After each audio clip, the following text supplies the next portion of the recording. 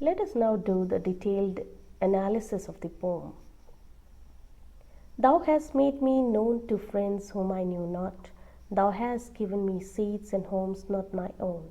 Thou hast brought the distant near and made a brother of the stranger. As we know that Gitanjali is a collection of devotional poems, the poet has expressed his devotion to God in various ways through these song offerings. Devotion here means complete surrender to God. And the poet has surrendered himself completely, and he has bowed down at the feet of God, as without this surrender, devotion is not possible. Then there comes a realization within him that everything that occurs, everything that happens around him is because of the scheme of God. It is according to the scheme of or plan of God.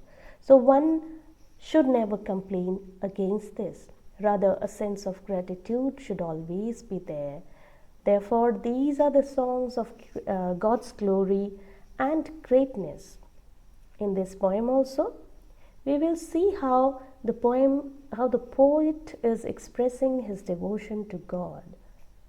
In the very first line, he says, "Thou hast made me friends whom I knew not." Thou means God. He is referring to God. Friends whom I knew not, here suggests Rabindranath Tagore. He always was very fortunate. He always felt very fortunate that he had such lovely people around him. He was always surrounded by lovely people who really love him, respect him. And he, out of this happiness, he feels a sense of gratitude that God is responsible for all this. And he gives all the credit to God, that it is only because of his will that he has so many friends who were just a stranger to him before. So the poem tells us that there is no difference between this life and beyond, since the divine is his constant and never failing companion. The poet then asserts that the divine process of the renewal of the old is eternal. Thou hast given me seats, he says, in homes not my own. Thou hast brought the distant near. Seats and homes. As you know, he's talking about homes that is not a permanent dwelling, just a temporary dwelling it is, which the poet is talking of. And as in every birth, he has to change. This dwelling changes. So he says that he is fortunate enough that he has found seats, which means place, position and respect, in homes not his own, or the place which is just a temporary dwelling where God has placed him. So God has been very kind to him. He says that he has not only brought the distant near, God has not only brought the people who are very distant nearer, but also made a brother of the stranger. The people who were a stranger to him, God, it is just because of the will of God, because of the wish of God, blessing of God, that those people are now his brother in this birth. So he feels really fortunate. It means people who might have been strangers in the previous birth have become brothers of the poet in this birth. So in Bhakti tradition also there is a belief that God is the doer of all things, and everything what that is happening is just because of the wish of God.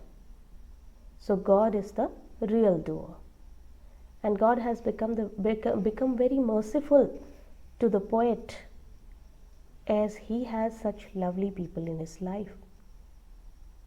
And out of this happiness, he is celebrating his happiness as he is thanking God.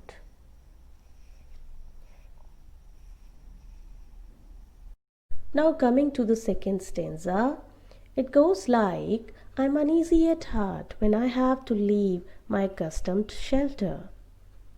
I forget that there abides the old in the new, and that there also thou abidest. Thou, he refers to God here. I am uneasy at heart, he says. For what he is becoming uneasy? For he has to leave this accustomed shelter of which he has become habitual of. What is this accustomed shelter he's talking of? This accustomed shelter means which we have become habitual of. That this situation arises because of the ignorance. It means people are ignorant, and at the same time they love this ignorance, and they also want to remain in their world of ignorance. They do not want to rise above this ignorance.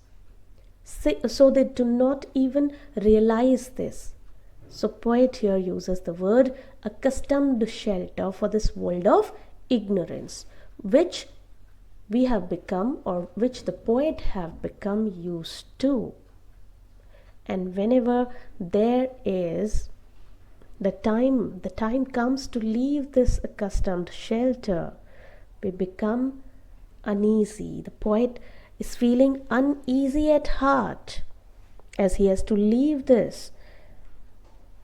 He forgets for a moment. He says that he forgets for a moment that whatever changes are taking place in his life are because of the will of God. So whenever there is a divine will, he forgets that the divine will is always for the betterment or good of the individual. So he should not have doubted it, but he doubts, he forgets for a moment.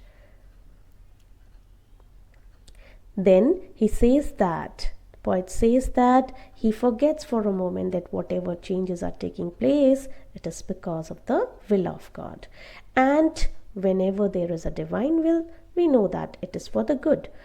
Here he reveals that he also forgets that in every birth, he has also forgotten that in every birth he is accompanied by his God himself. Therefore he should not forget that the old here refers to the God who was in the old, and who is going to be there in the new also. So God is all pervasive. So God resides in the new also. So in this stanza, he makes us aware of the fact.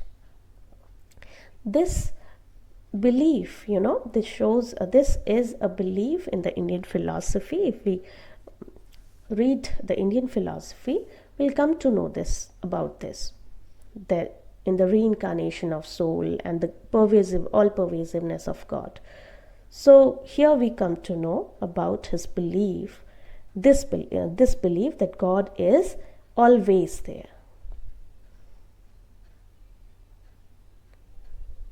In the next stanza, he says, through birth and death, in this world or in others, wherever thou leadest me, it is thou, the same, the one companion of my endless life, who ever linkest my heart with bonds of joy to the unfamiliar. Here he says that he feels pity that why do we feel uneasy when we have to depart from this world or from this life? Just because of the ignorance that God is all pervasive. God exists in this life as well as in the other hereafter. So he is the constant companion of man. Through every birth and death, here suggests one of the belief, again, of the Indian philosophy of cycle of birth and death. The major difference that is between the Western religion and Indian philosophy is that for us life is always cyclic, which means that we have myriad of births. And why so many births? Because often this question arises in our mind, that why do we need to take so many births again and again? Because in every birth the soul wants to evolve. As opposed to this, Western belief is that this life is given to us only once. Thus, their attitude to death is always linear. While on the other hand, Indians believe that this is cyclic. So the poet here says that through birth and death, wherever thou leadest me, it is thou. It means it is God who leads him through worlds, or he is the only companion of his endless life. So this is very important, and he says that whoever linkest my heart with bonds of joy to the unfamiliar. Here the poet says that in every life he has experienced a joy, a particular joy which is inexplicable, a joy in each life, in every life he has felt, and that joy seems to be unfamiliar to him. So the word unfamiliar has an interesting connotation here. This is very important because if one associates himself with God, it means enlightenment or true knowledge. He has gained true knowledge. He stands at the center. So if this happens, then there is no room for misery in human life. So unfamiliar might means God or the truth which we are completely unfamiliar of. So here in this stanza, he talks about the unfamiliar, the joy, or the true knowledge, or enlightenment. Now the last stanza goes like, when one knows thee, then alien there is none, then no door is shut. Oh, grant me my prayer, that I may never lose the bliss of the touch of the one in the play of the many. Now the poet reveals that when one has the realization of God, when one knows the truth, when one becomes aware of the truth, then there is none who is a stranger. Then everyone seems like brother or friends. Because of oneness is felt, a feeling of oneness is realized with everything that exists in the universe.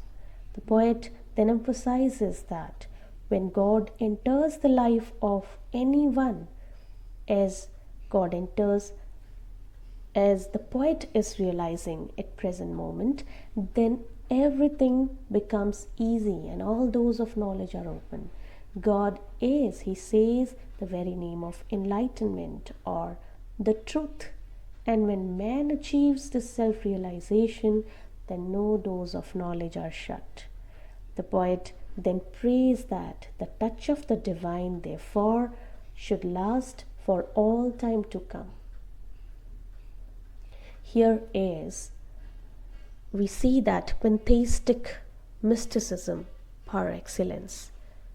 And the prayer implies that he may never lose the bliss which results from a realization of the eternal truth, that is God, who manifests himself in various shapes and forms of the phenomenal world. In this way, we have come to the end of the explanation part. I hope it was informative for you. Thank you so much for watching the video.